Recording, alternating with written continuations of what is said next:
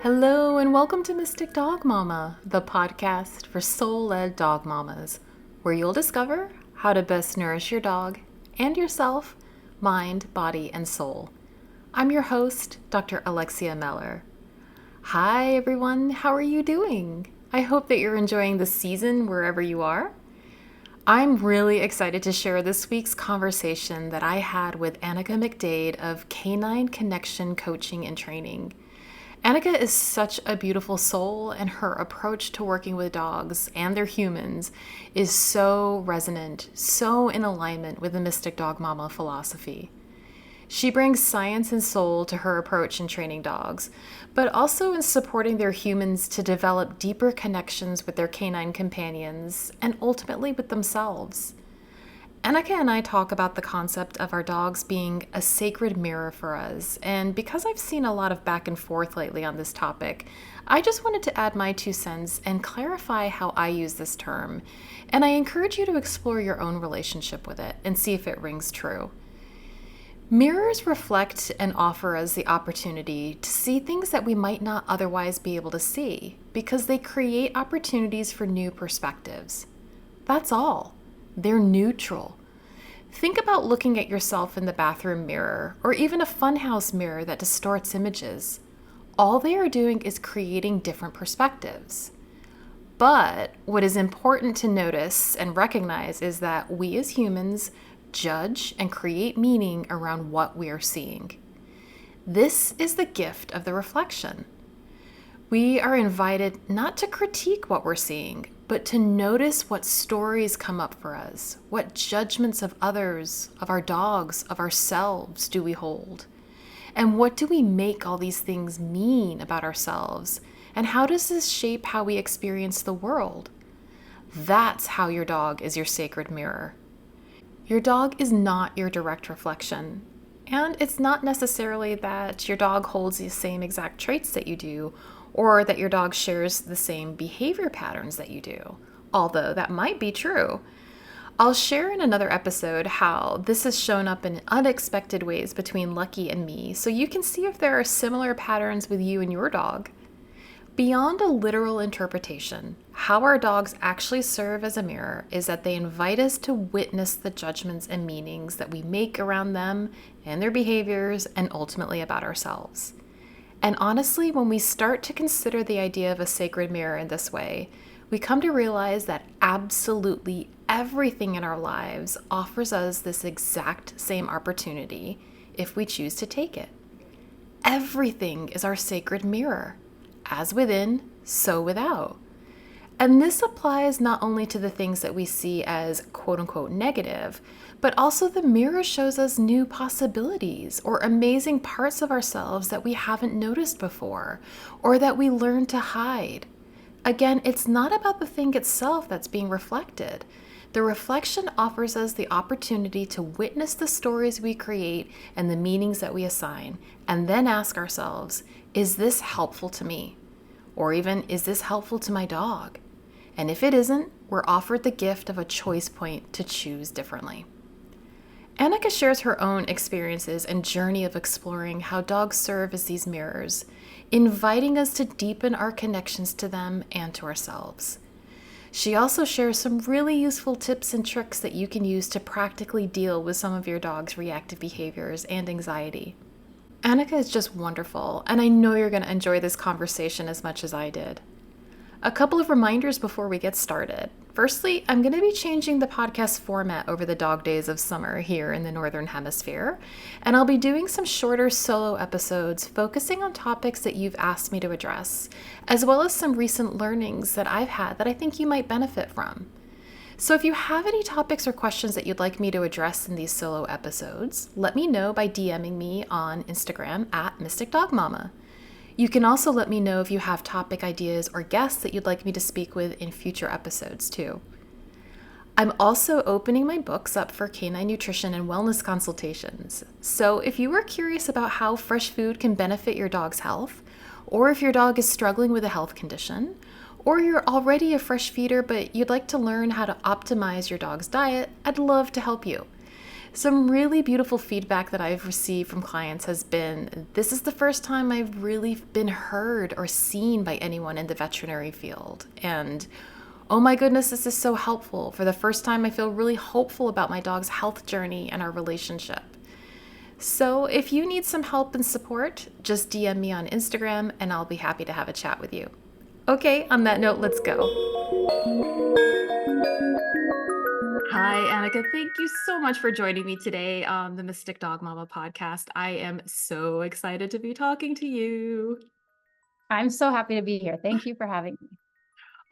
It's such a pleasure, and I'm so excited to introduce you and your work to my audience. And just to give the audience a little bit of a background about why I wanted you to come on today was that a friend of mine actually turned me on to your Instagram account, and I was like, oh my God, I found a soul sister in the dog training arena. Like, this is so amazing. And I'm just so excited. We were just talking right before recording about how it's exciting to be connecting with people who are taking a much more holistic approach to the way that we are engaging with dogs, and how dogs are acting as that sacred mirror for us in so many aspects of our lives, individually, collectively, as we're all on this kind of awakening journey, ascension journey, whatever you want to call it.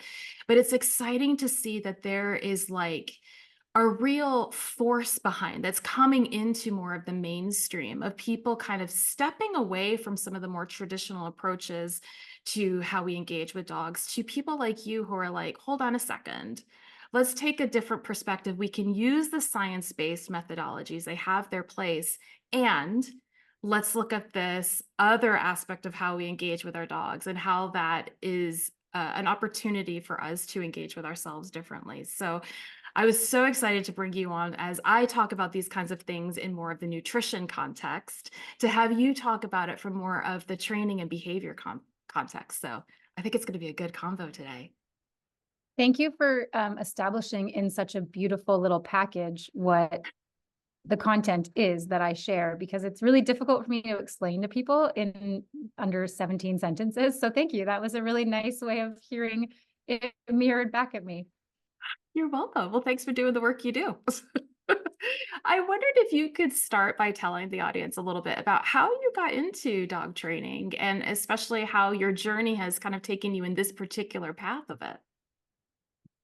It's so funny. I think I'm at a point in my life where I'm realizing, almost like looking back at everything that's happened in my life, that oh, everything makes sense. Every hurdle, every mountain, every what felt like a U-turn or a sudden left turn, it all seems to have landed me exactly here. And here is such a beautiful place professionally and personally. So it's a nice time to have this conversation, first of all, in my kind of development with the business and, within myself.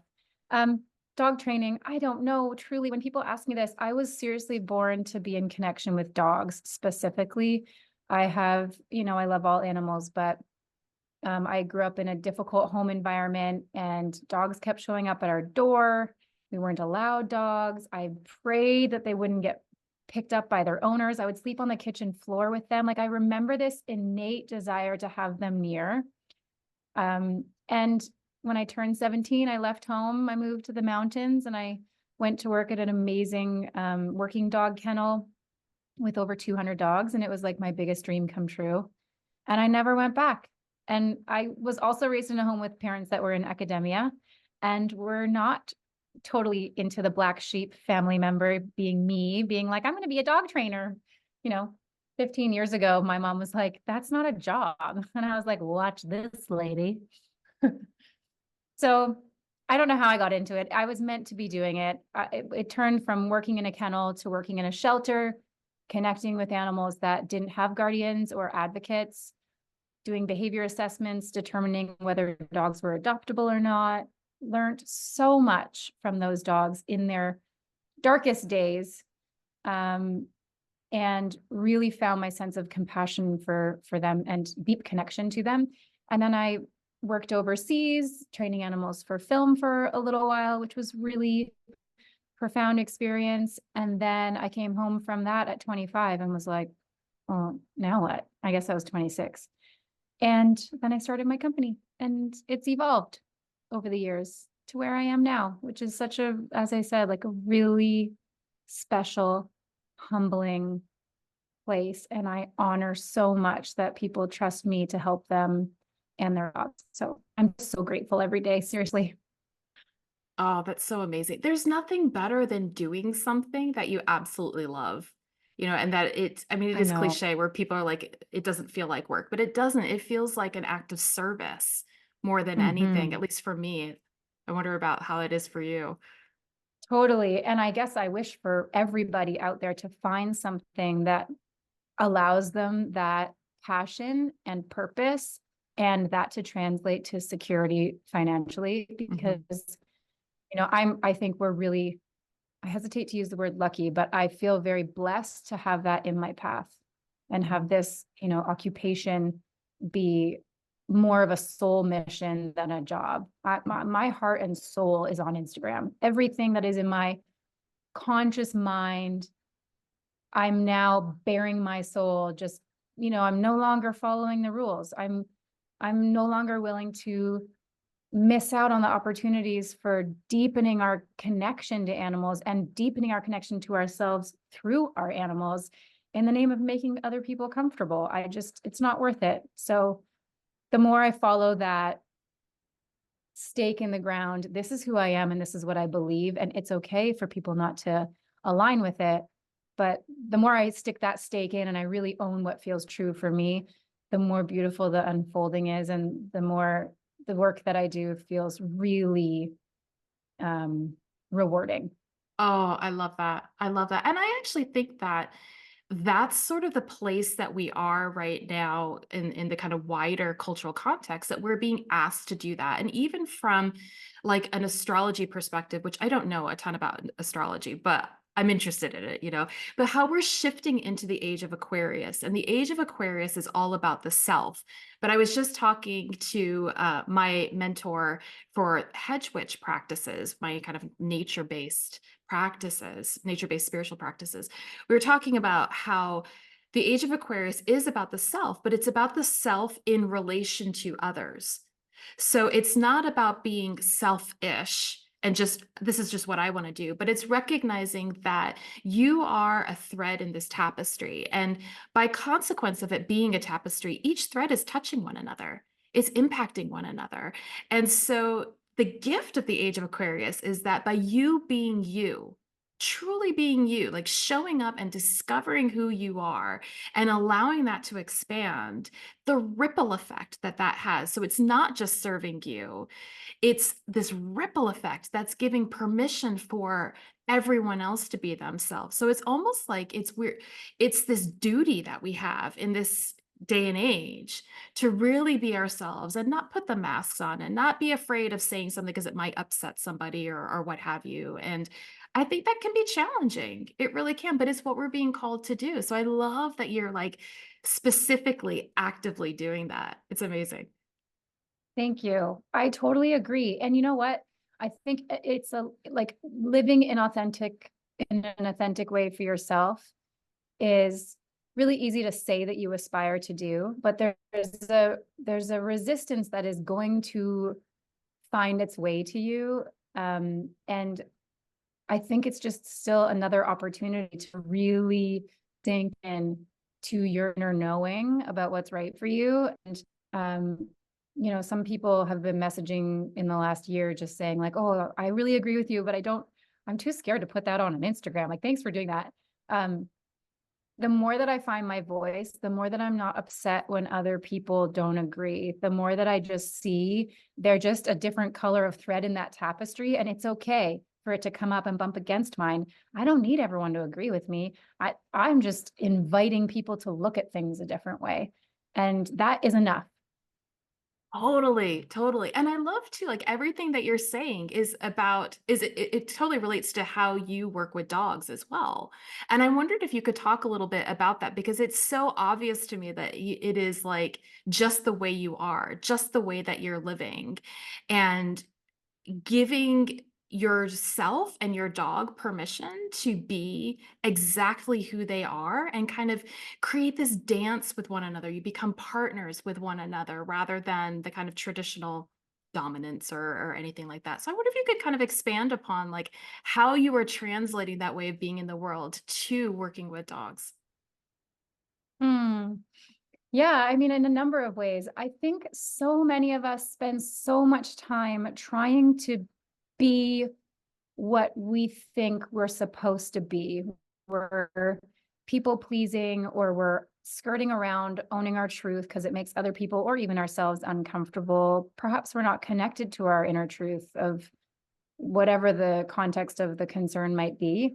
And I think our dogs are a reflection of that. We want to blend in, look good, feel comfortable, feel proud, feel in control. These are all things that make us feel safe in the collective.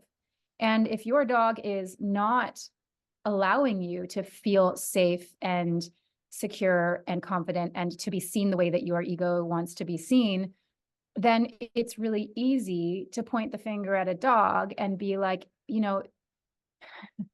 if you would just stop doing this, then everything in my life would be fine, but you need to stop doing this. And to me, that's like, yeah, great. I love that you're identifying there's a problem for you. I'm not sure the problem for you is your dog's behavior as much as it is the what you're seeking.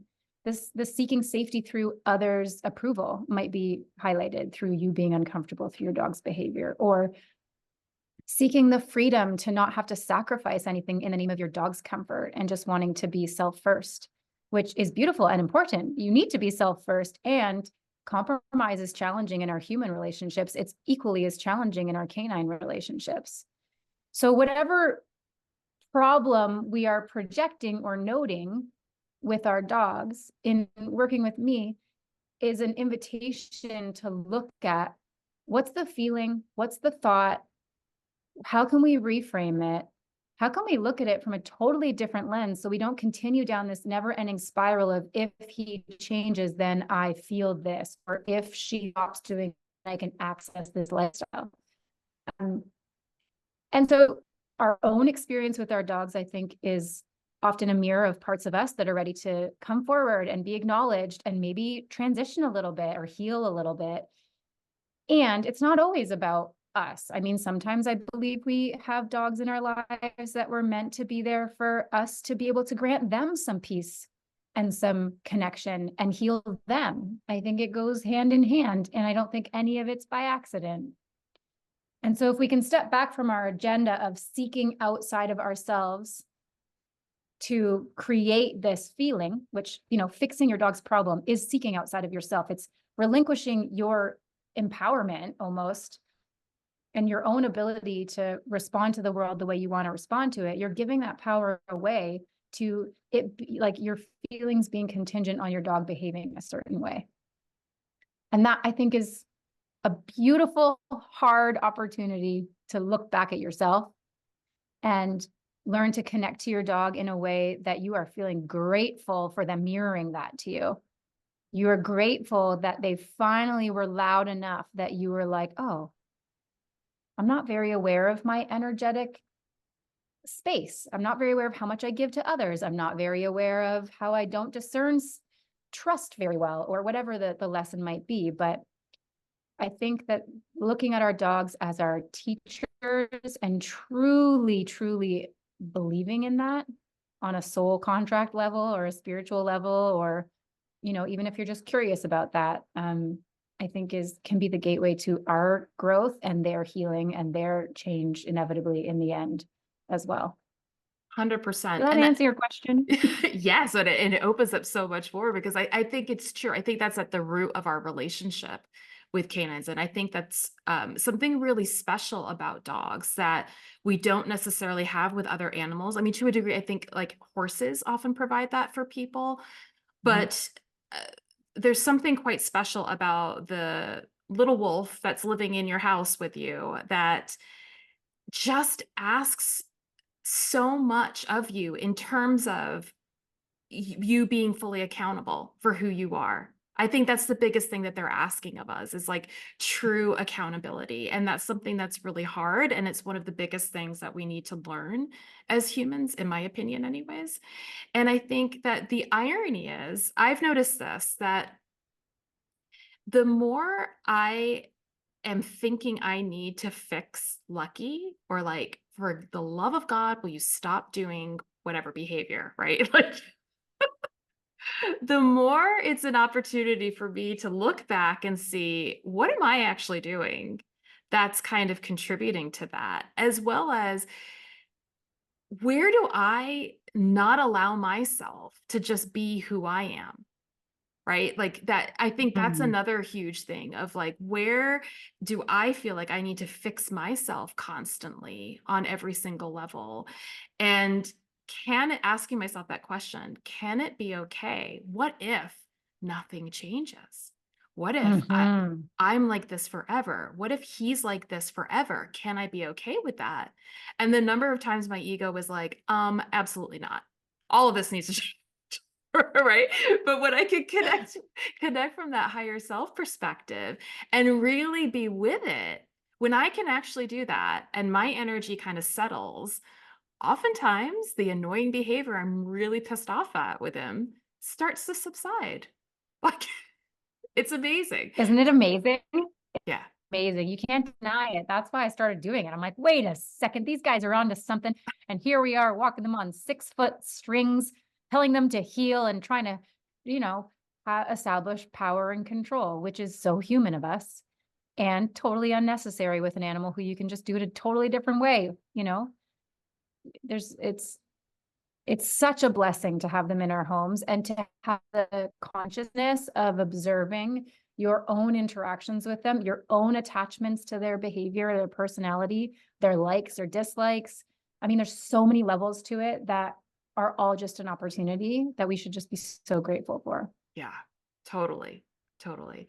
So I guess I'm kind of curious, like, at what point are people coming to you for help? Like, have they tried all of the other things? Are they, and they're still having issues with their dogs, or have they been disillusioned with prior training experiences? And yeah, what's kind of going on for them when they come to you? And what do you feel are some of the kind of key moments for them in their journeys where they're having personal breakthroughs?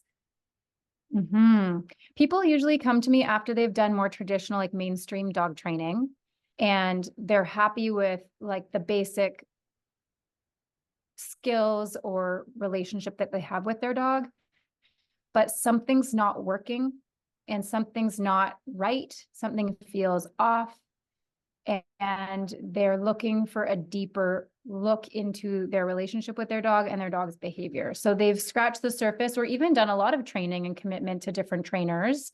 Um, and usually people will come to me when they're ready for a different way or a different approach that I would call alternative. Mhm. People that are, I would say, spiritually curious, probably want permission to feel the way they feel and acknowledge that there might be a deeper connection available between them and their dogs, but they don't necessarily have a safe place to explore that really special relationship that they have with their dog.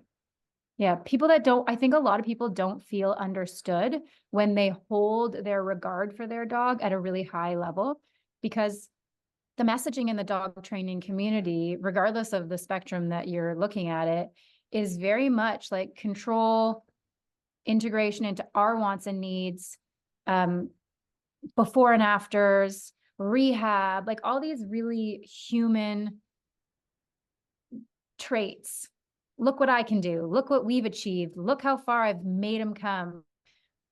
When that no longer serves the relationship or the behavior, and people don't feel like there's a place to be like, hey, like I feel like he's came here for me. When they don't have a place to go with that thought, that's often when they come to me, which Yeah. is so fun because I'm like, you have permission to explore that. Doesn't make you crazy, weird, too woo woo. Like, let's just explore it. So that's how they find Yeah. me usually. That's the point that they're at. Yeah. Curious Yeah. or Ab- desperate. Could go totally the other way. Or they're like, I'm willing to do this because, but don't tell my husband. or don't tell my friends, because there's got to be something else here that, and there might be a little bit of shame around how invested they are. And they've tried everything and nothing's working. So they're more open to another way because they're at a standstill, which Yeah. is equally as fun to me. Totally, totally. Yeah, but again, that's what's so nice about this stuff becoming more mainstream is that there is more of a permission for people to start exploring this. It's not like even I would say 5 years ago, it was not as common to be having these kinds of conversations. And there's this ramping up where people are starting to look at, well, hold on a second. There has to be something bigger to this picture here. And the fact that our old systems and our old ways of being haven't actually served. Like I was talking to a couple of trainers who were saying like we didn't used to need dog training. Like that wasn't a thing. And it's more because we have put these expectations on dogs. We want them to be a certain way that is actually totally antithetical to the way we even bred them. Right? Like that's one of the Totally. biggest issues with dogs is that they're genetically designed to do a variety of traits, or they've got traits that for jobs that we had for them, and then we're not giving them outlets for those jobs. Like we're putting border collies in an apartment and leaving them home alone for 8 hours a day while we go to work, and then we're like, why are they destroying the house? That kind of a thing. And we go to a trainer, can you fix their separation anxiety? And it's kind of like we're not looking at the problem, we're not even understanding what the real problem is, we're not looking at it from the right perspective. And I think this spiritual approach actually opens up the door to be like, hold on a second. Maybe we need to do a little bit more upstream thinking with this. Like maybe we need to look a little further back as to why this has kind of come up for us in order to address it. Exactly. Thank you for speaking to that. It's so true. And you know what? That's not for everybody. Looking outside of what others have established as the norm and zooming out is a practice a lot of people aren't comfortable with because it takes them further from the control, the safety, and the predictability that is inherently, a really strong drive of human beings these days. Right. But I think, yeah, we are seeing a huge shift in the openness and the willingness to explore the more expansive thoughts or perspectives. And what a fun time to be a human and a dog trainer. Right? I'm so grateful. It's It's the Aries in me. I want to stir the pot and I want to be like, hey guys, it doesn't have to look the way, in fact, it doesn't look the way you think it does. Anybody else? And the more I'm saying that, I've got so many people on my team that are like, I look at the world the way you do. Cool sisterhood.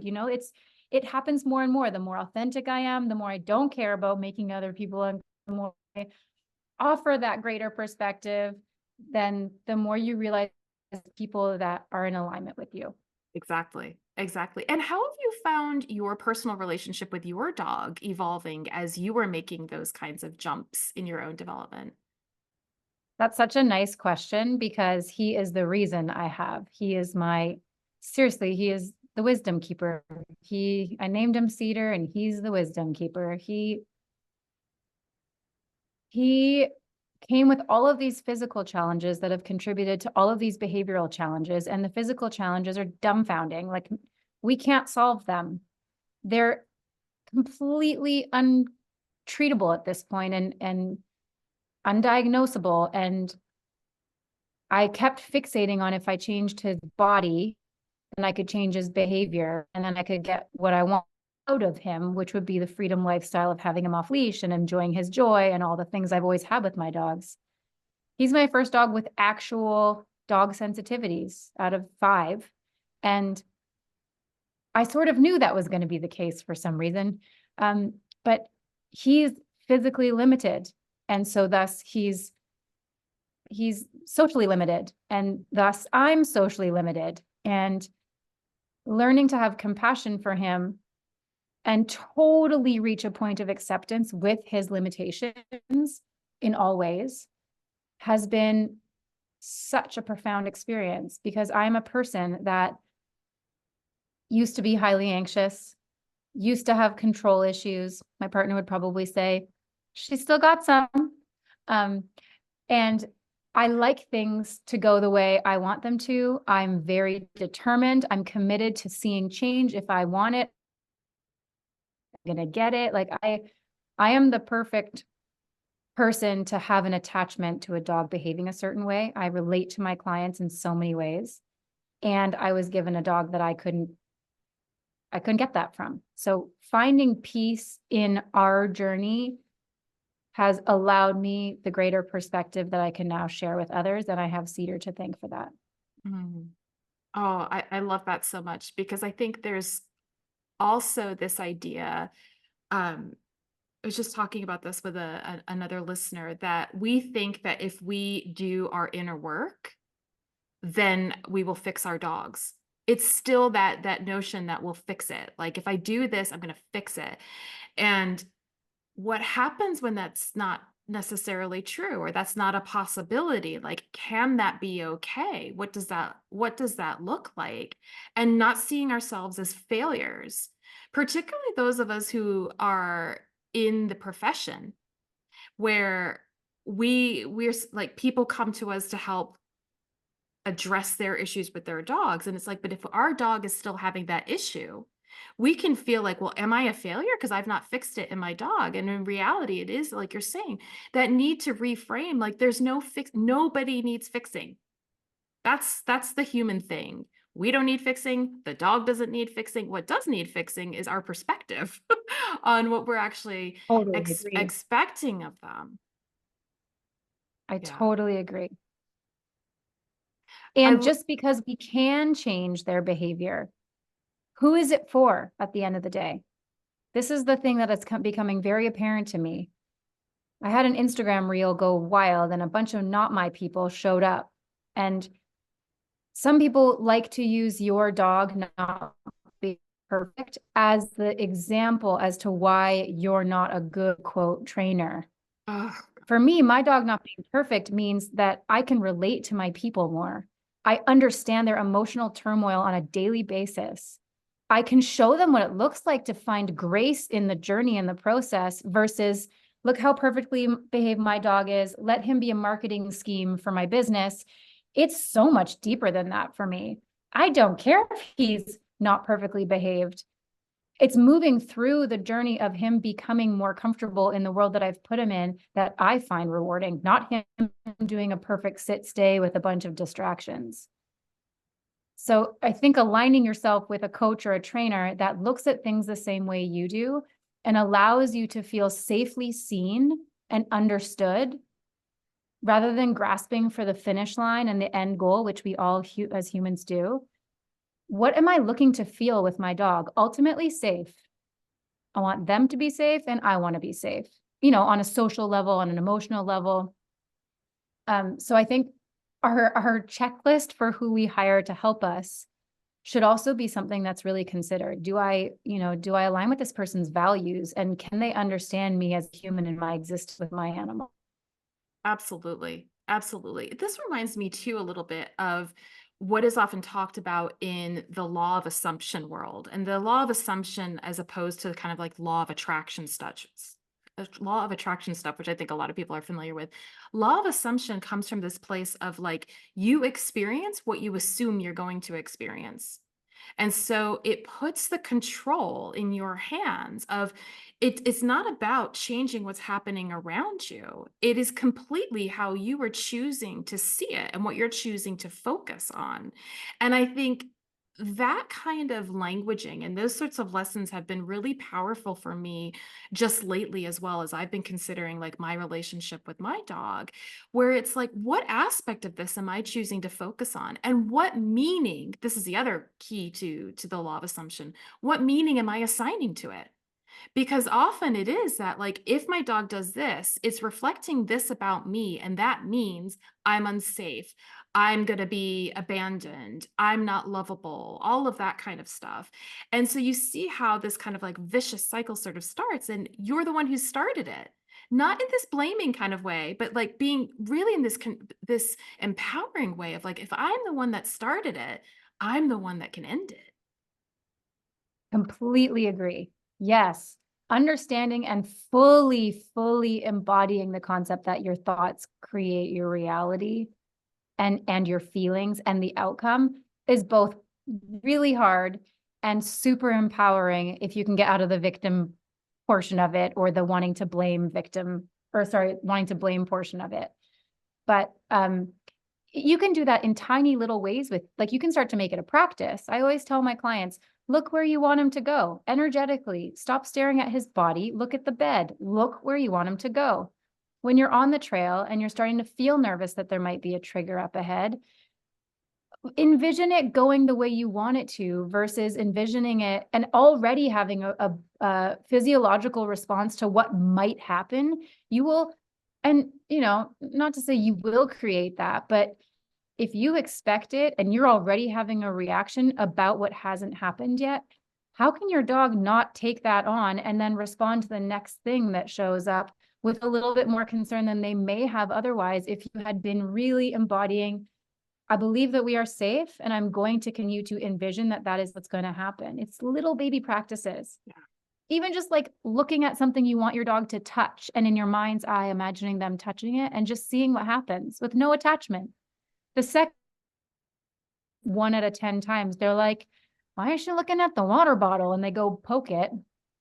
You can experience the magic of that truth, which is like, first, they are deeply connected to us. And, I can create my reality around me in little fun ways. It doesn't have to be serious self-development ways all the time, too.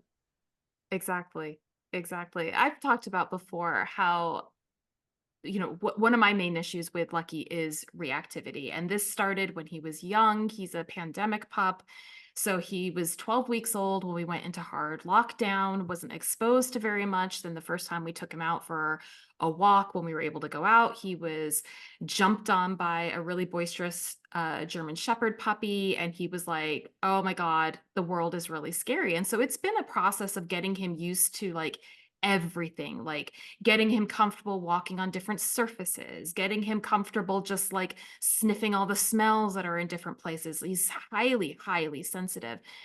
And it has been a real journey. But I noticed that because I was anticipating that there was going to be some sort of bad reaction on his part, it was almost like, to describe how I felt, it was like my body was moving forward, but I was sort of hovering behind it, probably like 6 feet. Like I was not present whatsoever. And inevitably, something would happen. But when I started regularly adopting a practice where before I even leave the front door, I'm centering myself, I'm making sure I am fully present for this experience. And like you're saying, I'm setting the intention it's going to be a lot of fun. It's going to be great. We're going to see great things. He's going to smell great things. He's going to really enjoy it. And if something were to happen, having that kind of backup plan, like acknowledging what are my plans to get out of those kinds of situations. And one of them being, because Lucky's only 10 pounds, just over 4 kilos, I can pick him up. And I've trained him, if he's too scared about something, turn to me. I'll pick him up and calmly walk away from whatever's bothering him. And just having those kinds of tools in my back pocket makes every walk easier. And it's always the ones where I forget to do that, where I'm thinking about what I need to do when I get back from the walk, or, oh crap, I've got to respond to that email. I haven't gotten back to that yet, or any of those kinds of things. Those are inevitably the times that we have some sort of situation. Yeah. So Isn't it funny? Well, there he is holding you accountable to your mindfulness. Totally. Totally. Every single time. Every time. I love those nuggets that you shared with just now of like how people can start to take a little bit of control and start to practice some of those ways of communicating, of engaging with their dogs in that way. And I wonder if you have any other tips that would be useful for dogs and their parents that particularly are experiencing things like reactivity and anxiety as a result of that, which tends to create a feedback loop with the owner. You're feeding off of one another's anxiety. And I know a lot of people get in touch with me like, what am I supposed to do about this? How do I handle it? And I wondered if you might have some words of wisdom for them. I have so many. What to choose? Okay, a few things. If you don't have the capacity and you are already at your stress threshold, it's okay to skip the walk. Because showing up faking it isn't going to work. They know what's up. They can smell your stress hormones. So it's okay to skip a walk here or there when you don't have the capacity to show up in a fun, loving, prepared, and regulated way. The other thing is non-attachment. If it's a crappy walk, we just go home, and we probably are going to sing songs on the way home or be silly about it. If I'm really embarrassed, I'm just going to be silly. I think when they are anxious, the last thing we do is bring play into it. But one of the most important things we do is bring play after a reaction, or if we can see that they're anticipating. So having some tools that are tricks that we play intentionally for fun, that are not obedience, but like, hey, put your feet on that. Remember how you have 2 feet? Actually, you have 4 feet. You're not aware of your back ones at all. Jump on that thing. It's okay. You don't have to be hypervigilant. I got you. Jump up on it. We're going to slow down for a second and be present. Oh my gosh, look, you have 4 feet. Here's $100. Okay, I'm going to ruffle you up to try to get you to do a shake off and, brush the fur backwards, see if I can get them to shake off, and then bring that light energy with me on the rest of the walk. I think when we are at our threshold, we want more control, and they're not able to give us the response that we want when they're anxious. And so asking for less, but giving a little more would be a good thing to do as well. And like literally giving more reinforcement, giving more instruction, not making it about obedience as much as making it about things that they are capable of performing that make them loosen up a little bit. Mm-hmm. Mm-hmm. Even as something as simple as a treat toss to get them moving the energy versus being stuck in the stickiness of being tense and anticipating something. And then slow down. Everyone's moving so fast. And I think the faster we move, the more their breath is shortening and the more likely they are to be anxious. So I always tell people, have an interval of walking and then have a safety station. I would call it a safety station. It's just a training spot that happens every time we go on the walk that they can anticipate is the calm down zone, the enrichment zone, the fun training game zone. We're there for 2 minutes or 30 seconds, doesn't matter. Ideally, they shake it off again, and then we can keep going. But if we don't take a second to pause, feel the earth under our feet, let them sniff the grass, and sometimes they'll be too anxious to do that, then I think, we're contributing to their reactions in a lot of ways. Mm. The last tip I'd say is practice your emergency responses all the time. Your emergency U-turns, your luring them away, your find it scatters, your watch me's, your circles around your body to avoid triggers. Anything that feels like, in your body as a cue needs to be a cue that you practice as a game so that when they do see a trigger and you do a this way panicked U-turn, they're like, oh, we're doing the fun, fast-paced, weird U-turn game versus the U-turn. What's around that I need to be looking out for?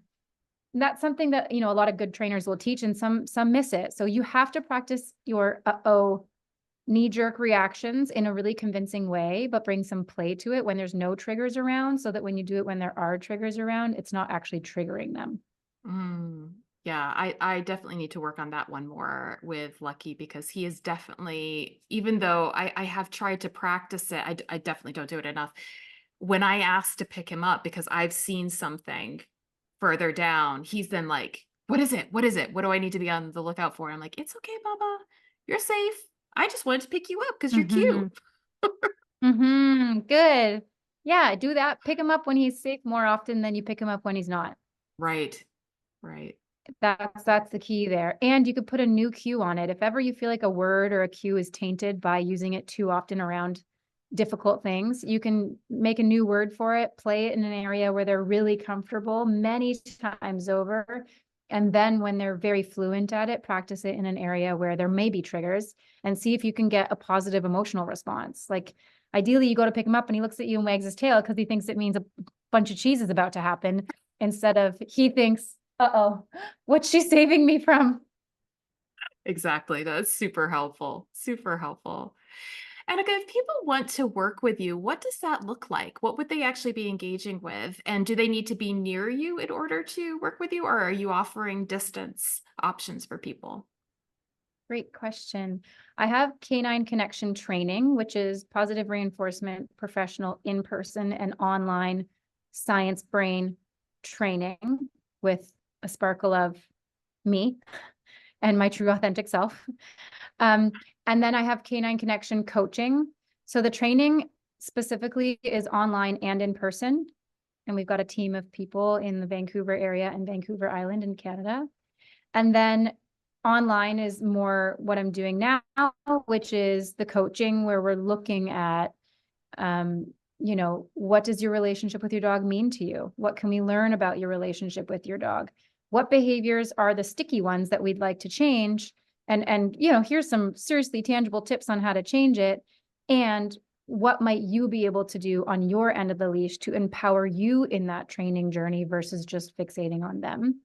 So that's offered internationally and online, and it's a real treat. And sometimes if it's requested, I'll do a meditation beforehand to do about a 10-minute connection to the animal's energy to see if I can get any insight. And I use a photo or a video before the session to gain a little bit of perspective to bring into our intuitive coaching session.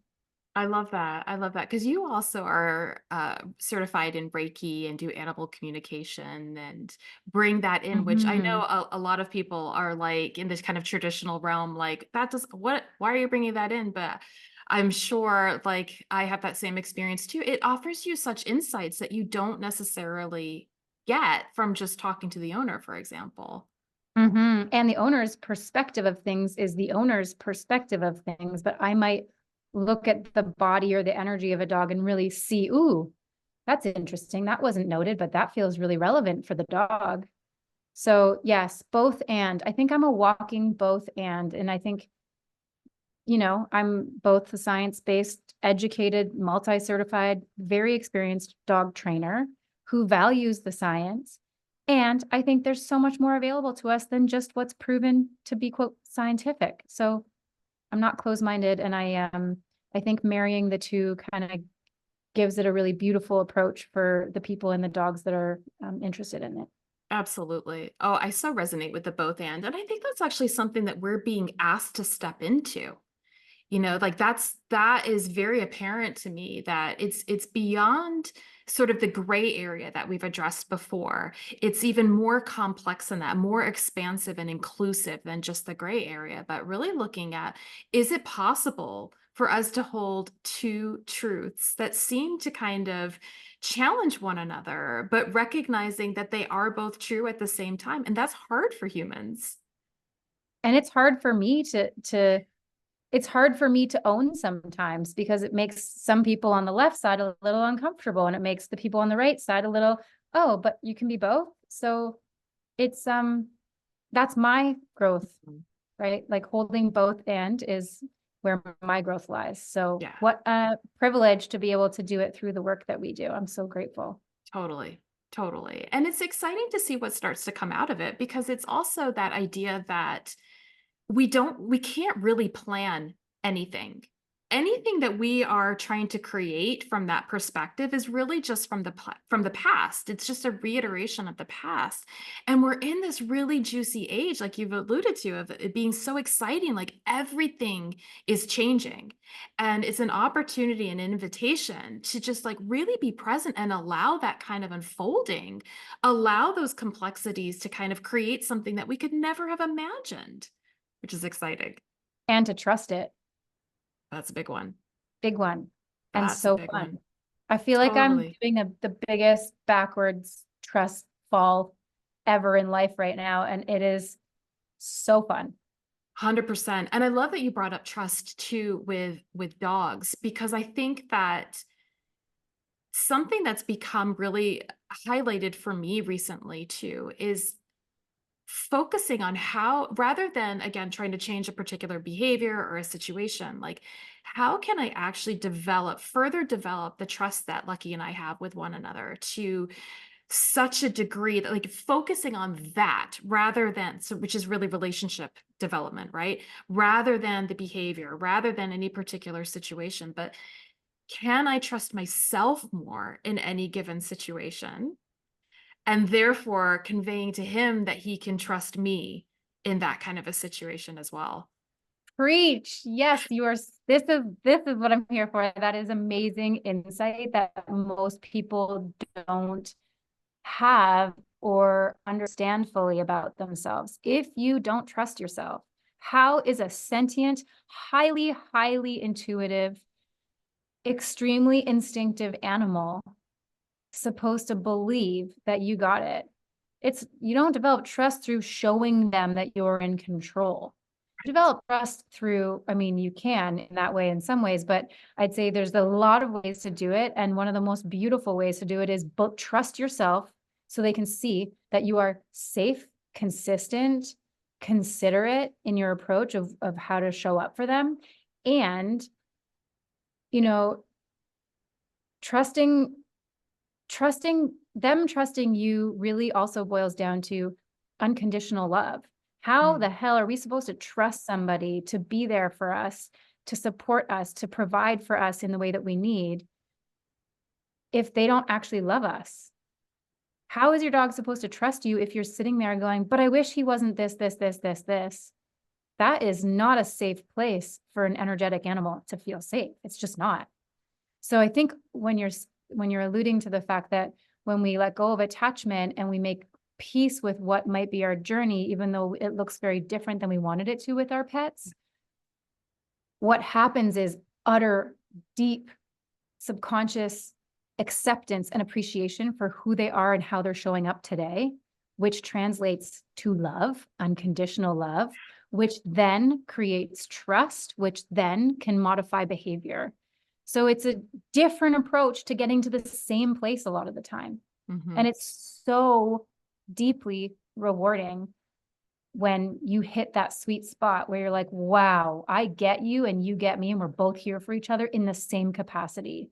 You're not here for me. We're here for each other. It's so cool. It is so, so cool. It really is. And knowing from that kind of bigger, more cosmic perspective too, that like you were talking about soul contracts, that we have this agreement to support one another. We are walking one another home, truly. In every like this home and the much bigger home as well, Yeah. it's such a powerful relationship, and we have known this throughout our evolution as humans, where there are mythologies across cultures that talk about when we cross over, for example, a dog being there to weigh our hearts or walk us across to the next world. All they are here accompanying us, and we are here accompanying them. It is a two-way street. We're both influencing one another's evolution. And when you start to look at it like that, it's like everything you're doing with your dog just becomes pure magic. Hmm. The reactivity is pure magic. Like Hmm. the poo eating that you hate is pure Hmm. magic. Like all of it becomes just pure magic. Because it's an opportunity that you recognize, oh, you need me to show up right now in a truly compassionate, patient, unwavering, loving way, even though you're being a little shit right now and I'm not into it. Like, I hate you right now a little bit, but also I'm going to show up lovingly. Opportunity every single day to Yeah. like lead with love with your dog and put that to real practice. Oh my God. I love this so much. I could talk to you forever about all this stuff. It's just so juicy. It's so good.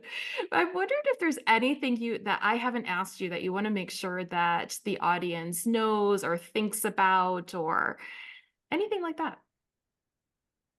Yeah, maybe I would just say, trust your inner knowing. If you feel you and your dog have a like karmic connection, or it all makes sense to you in some deep way that you don't feel safe sharing with somebody that's going to roll their eyes at you, or if you really feel like your dog can hear you, or your dog is really showing up for you in a difficult time, trust that they can hear you, trust that they can feel what you're feeling, trust that what you are intuitively tapping into is true for you without being afraid of what other people think, because you are connected to a magic that is here for you to experience in this crazy video game that we call human life. And what a blessing that is. So I would say embrace the little hits of intuition or meaningful moments with your pets, because that's a gift that's been given to you, and Oh, yeah. just enjoy. Oh, I love it. I love it so much. I wanted to ask you a question as well that I ask all of my guests. And that is, what do you feel that Cedar in particular, or if you want to reflect on some of your other dogs, has taught you about what it means to be human? Hmm. Oh man, he's taught me so much. He's taught me that to be human doesn't in any way make me better than any other living thing. That we are all interconnected and we all hold wisdom. And that, in fact, I'd say many humans have disconnected from their innate wisdom and their interconnectedness to all things on earth. And animals are reminders, like you said, to bring us home. And he has certainly helped me come home, and I'm still learning how to come home, but I'm so grateful for him teaching me that it's never just a dog. It's so much more than that. And that they're seriously gifts to us. I can't think of a better way to end this conversation. That was just beautiful. Thank you. Thank you. I love talking to you. True soul sisters. Good find. Absolutely. Absolutely. I love it so much. Annika, if people want to work with you, where is the best way for them to connect with you? Instagram at Canine Connection Training, or at my website, canineconnectioncoaching.ca. And that's spelled Canine, not the letter K and the number 9. Canine Perfect. Connection Coaching. I will leave those links in the show notes. So if you want to connect with Annika directly from there, you can do that. Thank you. Thank you. Thank you. This has been just beautiful. Thank you so much for having me. Indeed, we are all just walking one another home, canines and humans alike. Ah, isn't Annika an absolute gem? I hope you enjoyed this conversation as much as I did. I'd love to hear what resonated with you and how you might feel your dog has served as your sacred mirror. DM me on Instagram at Mystic Dog Mama to let me know. If you would like to connect with Annika and learn more about her offerings, visit her on Instagram at Canine Connection Coaching or at her website, canineconnectioncoaching.ca. Again, canine is spelled Canine. I've left these links in the show notes. Don't forget, if you would like me to do a short episode on a particular topic related to nourishing your dog or yourself, mind, body, or soul, for my upcoming series, then just send me a message on Instagram at Mystic Dog Mama. And if you're interested in taking advantage of one of my canine nutrition and wellness consultations that are opening up, message me on Instagram at Mystic Dog Mama. One final note before I let you go. This episode was sponsored by Aspirationary, which, in full transparency, is another project of mine where we create books, notebooks, and stationery to help you become all you aspire to be. You can check out our shadow work and moon magic journals and workbooks, as well as our popular My First Period tracker for young girls and tweens on Instagram at Aspirationary. And that's spelled Aspirationery. Okay, until next time.